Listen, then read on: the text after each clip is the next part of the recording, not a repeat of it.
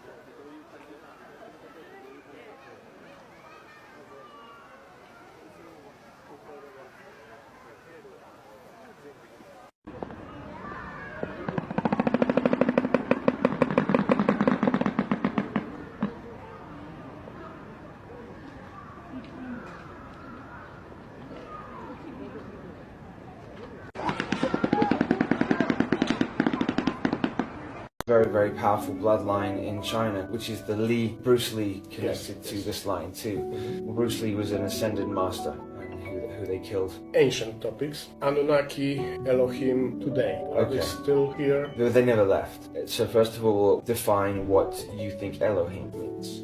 What are you referring to when you say Elohim? I think people like we, but they have ability which allows them to survive thousands of years. Okay, so this is the truth. The word El has been used and inverted throughout time. It doesn't mean fallen angel. El was always associated with God too. If you look at all of the archangels, you'll find each one of them ends in the word El, right? Yes, in Hebrew. Or this word also was changed as Il or Li. Yes, yeah. That's why you have a very powerful bloodline in China, which is the Li. Li bloodline is either Li or Lee. Bruce Lee connected to this line too. Bruce Lee was an ascended master, an Orion ascended master, came down here to teach, and who who they killed. And he lived 33 years. No, of course. You know, okay, so you have the master numbers, 11, 22, and 33. Yes. He had achieved 33, which would be total enlightenment.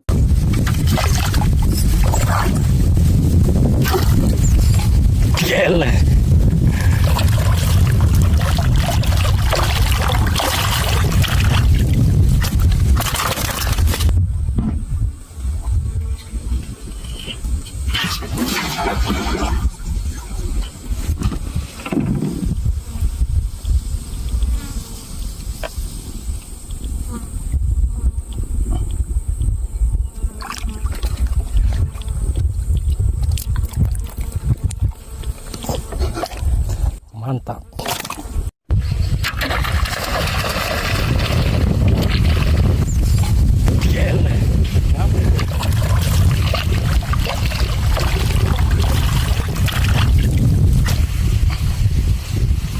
Ini dia bosku.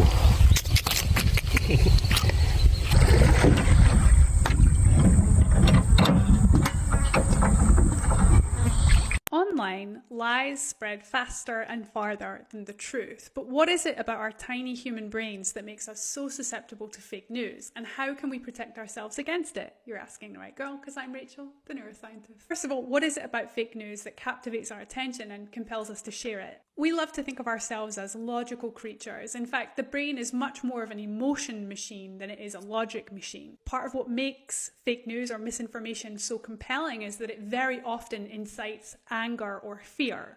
The trouble is, studies have shown that even if I manage to convince you to change your mind of the facts, which is also not easy for the human brain to do, that initial emotional residue sticks, and that will influence your behavior, like your voting patterns, the kinds of causes that you advocate for. It's almost as if it's not enough to be willing to change your mind, which many of us are not. You almost have to safeguard against that initial infiltration to begin with. And how do you do that? Well, there are studies that show we're more willing to accept propaganda, we're less able to think of counter arguments or disagree when we're distracted. So to give you an example, the simple act of passively scrolling through Instagram while you're watching a movie could make you more susceptible to fake news. Social media can be a great tool and a lot of fun. Just scroll mindfully rather than passively and pay attention to one thing at a time. Why I bring diapers to the beach.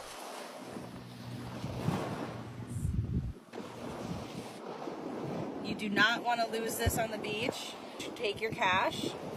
Very important. Easy for people to steal. Put it right there on the diaper. Grab your wallet with all your credit cards. And look at how big of a space there is. Modern problems require modern solutions. And then this good vibes guy here saw some hack of cooking some eggs. And you first boil water and break your egg into some different plate. And then you put the egg inside the boiling water on some stuff there. And this is how it goes down. And as you can see, it's stuck all there. Oh my god. Does this look delicious to you? Anyway, let's keep watching. See, humans are good vibes. Wait. Oh, this is interesting. And this is some new way, some technique to to deal with the finished toothpaste. You see? And some new way here to put your inner soul inside your shoes. Have you ever wondered what that white dot in the sky after sunset is? Well, you usually see it is Jupiter and his moons. Oh, please be serious. Do you mean this is true? His moon Ganymede. Jupiter is over 1.3 100 times bigger than Earth. The average distance between Jupiter and Earth is 1,714 million kilometers. Wow, that is very far. Have you ever wondered what the white dot in the sky after sunset is? Well, stop wondering, because now we have this information that it is Jupiter and their moons, you see?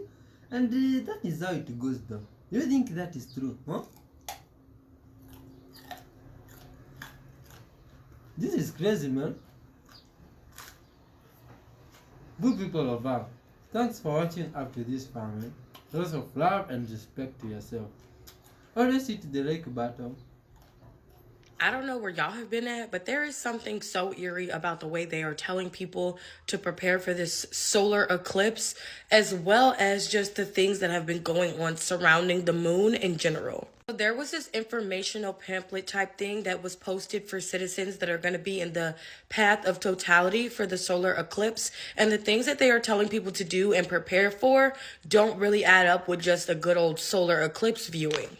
And then on top of that, do you guys remember the man who was saying he saw a face in the moon? Yes, that man went and got a better camera. He purchased a camera with his own money and was able to capture this face near the moon again. And I'm going to show it to you because it's actually creepy as fuck.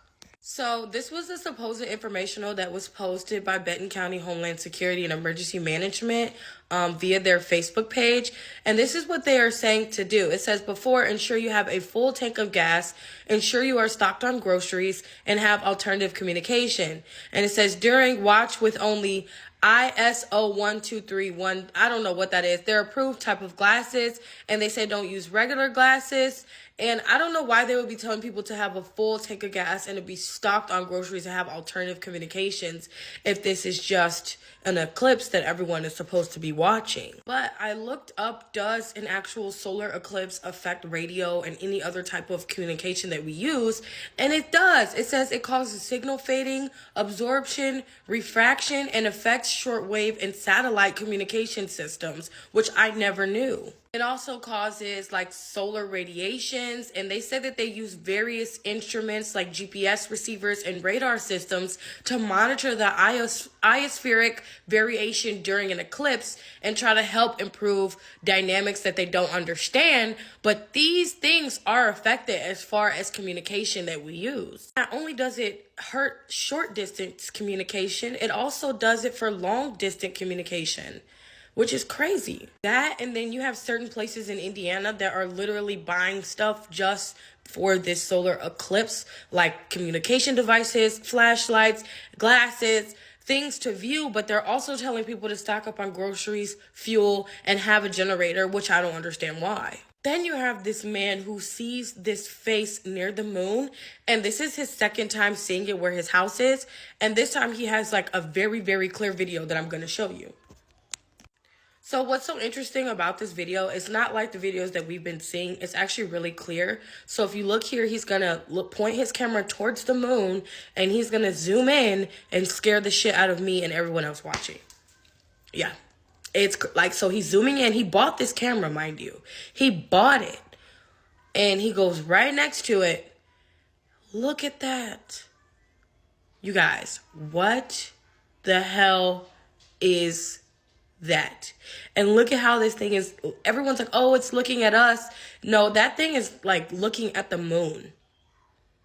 And I don't know what the hell it could be. It could be a Nephilim. It could be a biblical prophecy that's coming forth. I have no clue. A lot of people don't even know that in ancient Samaria, where there would be these total solar eclipses, they would capture a fake king and they would kill the real king as a sacrifice to the moon. And if you didn't know, ancient Sumerians are responsible for doing things like making the wheel, irrigation systems, and even the reason that we can calculate time down to minutes and seconds. So, and they believed in the Anunnaki, which were sky gods. So that might be one of the sky gods from back in the day trying to warn us. So I don't know. But yes, be vigilant, be aware. There's something going on with the moon. I'm going to say it now. And let's talk about how the U.S. just said they went to the moon again. The U.S. said they went to the moon. They didn't go. I don't care what nobody What do you says. think is really going on? How much I have to fuck around to find out what I need to find out. See, as you can see, the more you fuck around, the more you're going to find out. Oh, man. Yes, and you find, for example, in Kenya, they found an astronomical observatory 300 years before Christ. On the basis of the alignments of the stones of that observatory, they found Africans had built one of the world's most accurate prehistoric calendars. They found very complex astronomy among the West Africans. In the last program, for example, Professor Ben had been pointing out reasons for the decline and fall of the Egyptian civilization. One of the things that must be noted is that after that fall, Africa rose again in other places. That Mali Empire, for example, in the 13th and 14th centuries was quite extraordinary. The Dogon, a people among in the Mali Empire, plotted an invisible star, a white dwarf, which we, when I say we, I mean modern astronomy, only became aware of in the 20th century. They not only plotted its orbit and trajectory up to 1990. We have found that our best machines produce the same chart that they produced several centuries ago. Where's the evidence that they did plot this invisible star? Well, Griot and Deitel, two anthropologists, studied the Dogon and found after 16 years what an extraordinary knowledge they had of our, not only of our planet, but of star systems and our galaxy. They pointed out, for example, that this star which they plotted, and I have looked through a powerful telescope, I could not see it, even with that powerful telescope, because even with our best telescopes, it is only visible at certain times. They know. So mathematics must also the mathematics be at a high is involved level. as well as telescopes. The Russians discovered in ancient Africa finely ground spherical crystal lenses. In the excavations they found this, and they have indicated. This was found in Egypt. This was found on Anas's time, and they have indicated that the Africans were capable of making telescopes. The Dogon kept up a caravan trade with Egypt even after its decline, and could have got this knowledge and refined in it afterwards. So what we have is a story of an African people that had developed a high technology, but their humanity was such that No, I don't think it's a question of humanity. I do not believe in theories of people being more human than others. I do believe, however, and the evidence bears us out, that whereas the Africans had the opportunities to destroy European civilizations whenever they invaded Europe, whether it was under the Grimaldis before the emergence of Cro-Magnon man, whether it was under the Moors, when with other peoples they were in Egypt, they were in Europe, whether it was under Hannibal, when even Taharqa made an excursion into a part of Europe, they found him in Spain. The European profited in all the circumstances. Never was his civilization shattered. Whereas when the Europeans invaded, they wiped out cultures. And that is a very odd yet that speaks not of humanity, it speaks of very extraordinary circumstances. How this can be translated in terms of whether you have different kinds of human beings or different type of human consciousness or different human character, perhaps in terms of the social character of the African. You see, the African never believed that, for example, if he has a religion and he conquers another person or walks into another territory, he has to plaster it down on them. The times when these invasions were made, it was times when Europe thought, or at least she liked to think, in order to cover up, to assuage her guilty conscience, that she could say, well, look, I've come on the name of Christ and the name of God to save these souls, so that she therefore found it necessary to wipe out everything. Like, for example, in America, she destroyed all the books in America except 3. Well, did the African ever do that? They never did that Europe? because... Did the African ever enslave the European? No. No, you don't have evidence of that. And this is not only a question of humanity, it has to do, as I say, with the assumption with which you move forward, that what are you doing? The African, for example, did not have these monolithic religions where you would go like the Arab or the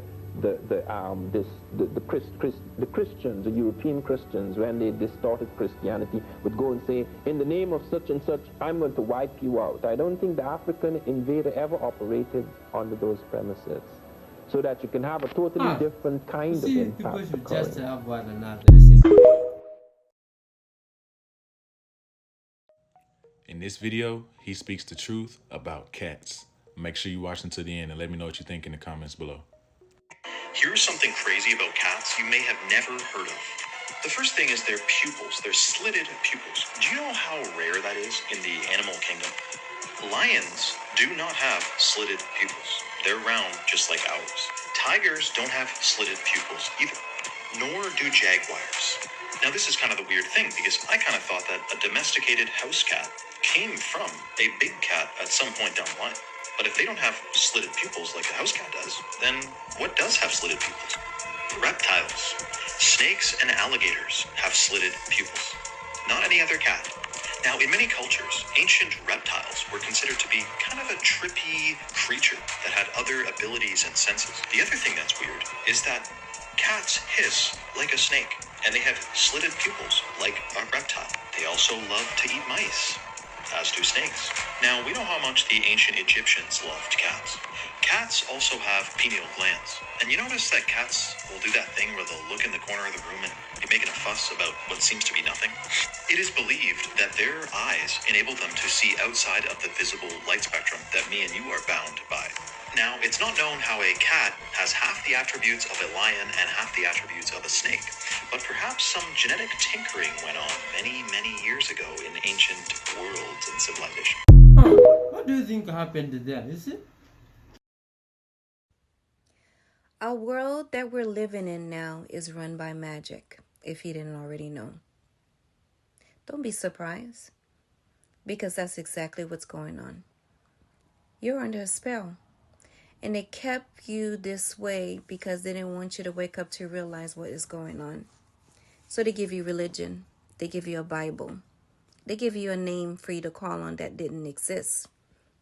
By now, I think you're starting to realize, what am I talking about? Okay? They told you magic was bad. Don't use it. Stay away from it. You know, Satan, you're going to hell. If you do it, you're a bad person.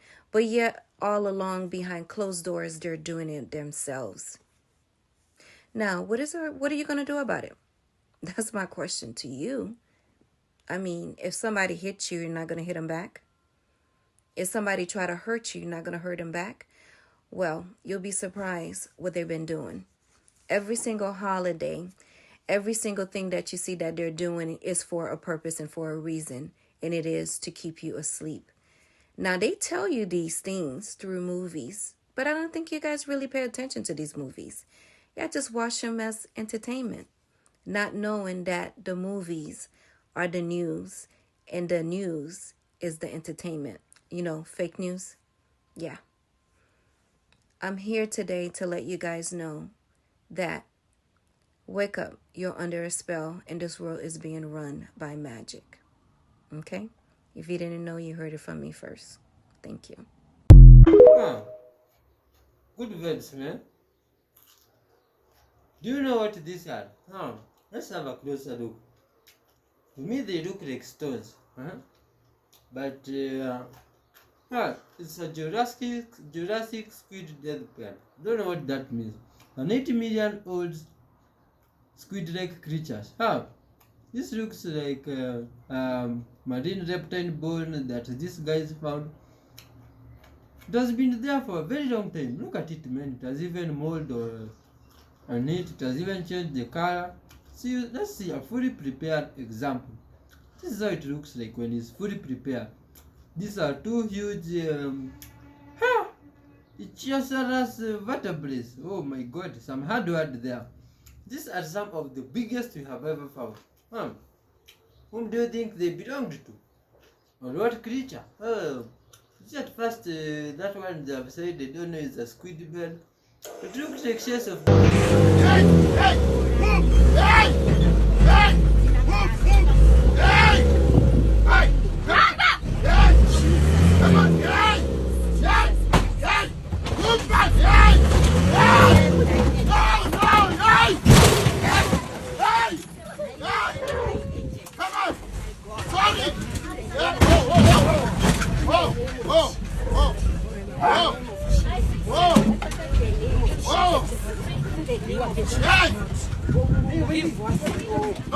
No!